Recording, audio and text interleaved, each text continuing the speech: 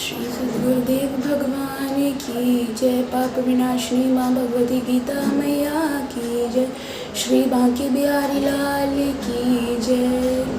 तो जैसा कि आप सभी लोग जानते हैं कि मैं श्रीमद् भगवत गीता का तीसरा अध्याय जिसका नाम कर्मयोग है उसका भावार्थ और उसका श्लोक बता रही हूँ कि किस प्रकार भगवान श्री कृष्ण ने द्वापर युग में श्रीमान अर्जुन को ये दिव्य ज्ञान दिया था और ये दिव्य ज्ञान महामुनि वेदव्यास जी ने लिखा था, जिससे कि ये आगे चल कर के कलयुग में भी सबके पास पहुँचे, क्योंकि इसमें हर तरह की प्रॉब्लम्स का सोल्यूशन रहता है।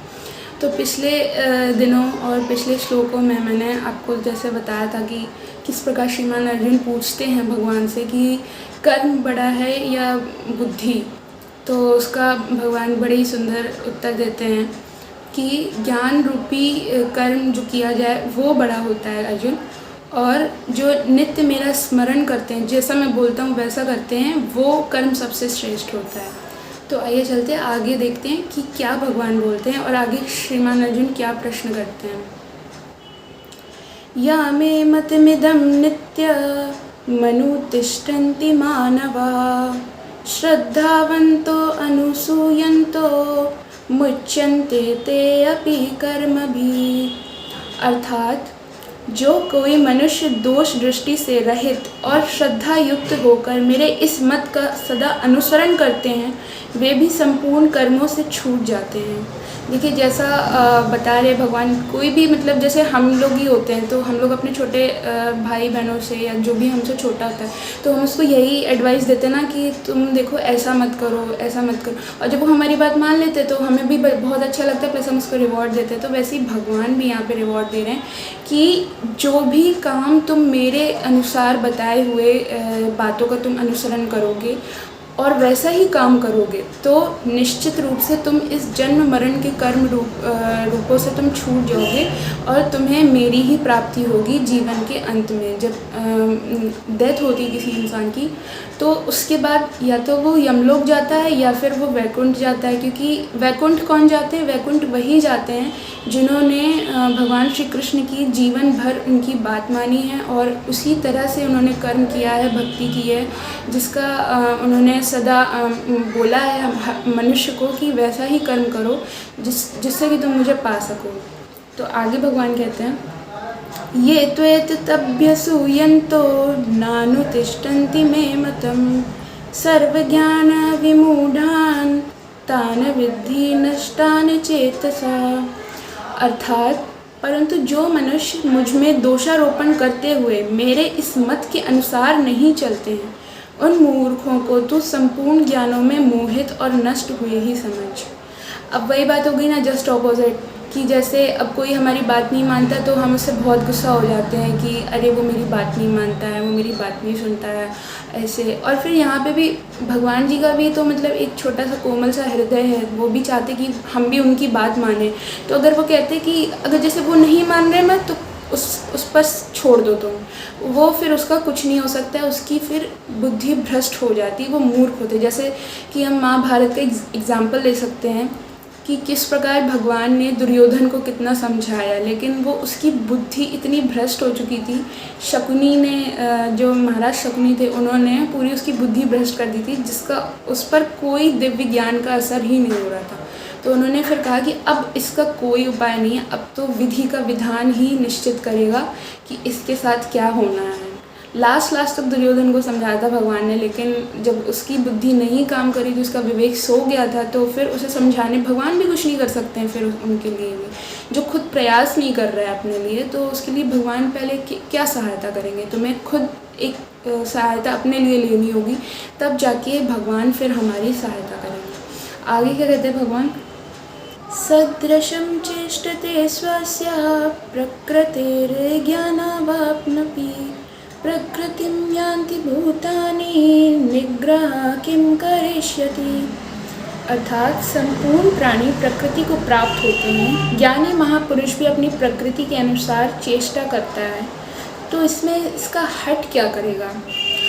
अब ऐसा समझिए यहाँ पे कि जो प्योर सोल होती है, जिसको मतलब नॉलेज हो चुकी है, जैसे कि एग्जांपल ले लें हम महात्मा बुद्ध का, तो जब उन्हें ज्ञान की प्राप्ति हो गई थी तो वो एक एकदम शांत हो गए थे। मतलब ना किसी से लड़ाई ना झगड़ा। अगर कोई उनको बुरा भला भी कहता था ना तो वो कहते थे ठीक है, तुमने बोला, तुमने अपनी सेटिस्फेक्शन के लिए बोला, लेकिन मुझे बुरा नहीं लगा उस चीज़ का, क्योंकि मुझे पता है मैं कैसा हूँ।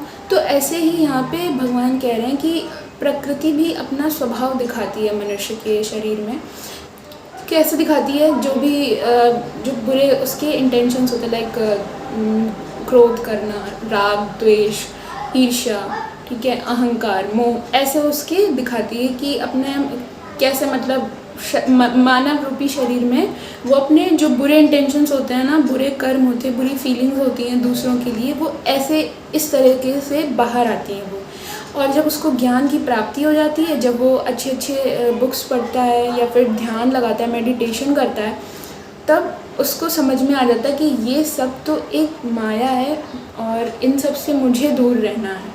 तो ऐसे यहाँ पे भगवान समझा रहे हैं कि उसकी प्रकृति भी होती है, लेकिन जब उससे वो छूट जाता है ना, उस ज्ञान जब प्राप्त कर लेता है, तो ज्ञान के आधार पर वो उससे अपना सब कुछ, अपना बंधन वो तोड़ लेता है। तब सारे जितने भी प्रकृति है मनुष्य की, वो सबकी अंदर से एक समान ही रहती है।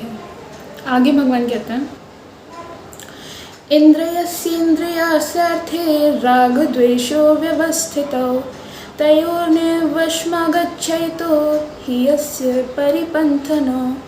अर्थात इंद्रिय के अर्थ में मनुष्य के राग और द्वेष व्यवस्था से अनुकूलता और प्रतिकूलता को लेकर स्थित है। मनुष्य को उन दोनों के वश में नहीं होना चाहिए, क्योंकि वे दोनों ही इसके विघ्न डालने वाले शत्रु हैं। अब जैसे हम कोई भी मतलब किसी भी गोल को अचीव करने लगता है ना, तो बहुत सारा मतलब कहते हैं ना, उसने बहुत स्ट्रगल किया है, उसकी लाइफ में तो बहुत सारी प्रॉब्लम्स थी। तो ऐसा क्यों होता है? क्योंकि जब भी हम कोई चीज़ को एक तरह से बिल्कुल जी जान लगा के सोच लेते हैं कि हमें वो चाहिए ही चाहिए, तो बहुत सारे ऐसे हर्डल्स आते हैं। कहते हैं ना कि लोग तो बहुत सारे ऐसे लाते रहते, ऐसे जंजीर बन जाते हैं उसकी लाइफ में। तो वैसे ही जब हम उस परम ज्ञान को प्राप्त करने के लिए भगवान का नाम जपते हैं ना, तो हमारा जो सबकॉन्शियस माइंड है, जिसके 3 रूप हैं, इंद्रिय, मन, बुद्धि, तो वो सब ना तीनों मिल करके उस मनुष्य को अट्रैक्ट करती हैं अपनी तरफ, उसको कई कई तरह से रिझाएंगी। जो भी मोह वाली चीज़ें होंगी, जैसे कि बहुत सारी आजकल देखते हैं ना, बहुत सब कुछ है हमारी लाइफ में, लेकिन हर कोई ऐसी जगह स्पिरिचुअलिटी में जा कर के माइंड इतना वो नहीं लगाएगा भी, तो कितनी देर के लिए, ज़्यादा से ज़्यादा 1 दिन, 2 दिन, 3 दिन।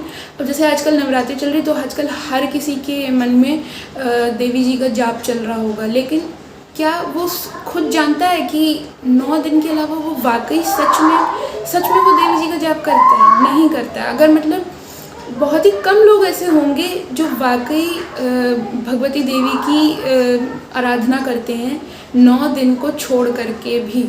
9 दिन तो करनी होती, स्पेशल है उनका, लेकिन 9 दिन को छोड़ करके बाकी दिनों में क्या करते हैं? वो नहीं करते हैं वो।